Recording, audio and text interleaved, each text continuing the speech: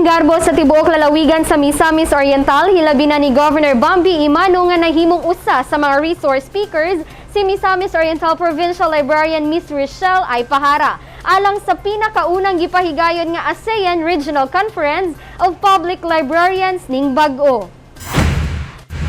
Naimbitahan si Miss Pahara sa nasangpit nga kalihukan nga dunay temang ASEAN Librarians Arts and Culture, Inspire, Innovate, Collaborate. Laraw niini nga samot mahingusgan ang mga epektibong lakang may tungod na sa hustong pagpadagan sa tanang public libraries.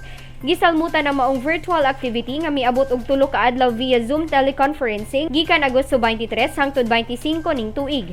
Kini gipaluyuhan sa makadagkuan gikan sa ASEAN Public Libraries Network, Philippine Librarians Association Incorporated, Librarians Association of Malaysia ug ang The Asia Foundation. Libuan sabang mitambo nga gilangkuban sa mga public librarians gikan sa nagkadayang ASEAN countries.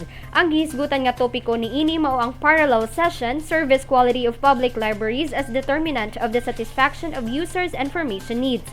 Kung asa mi sentro sa magabayan nga mamahimong himuong ehemplo kun standard alang ngadto sa dikalidad nga serbisyo.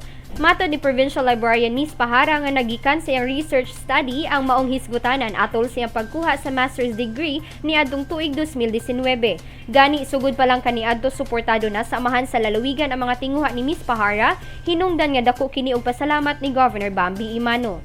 It includes the service quality on the physical domain, which means the physical appearance of the library, the collection domain, which is the collection of the library from the non-books and books, and then also it includes the interpersonal domain, which includes the librarians and the library staff of the library.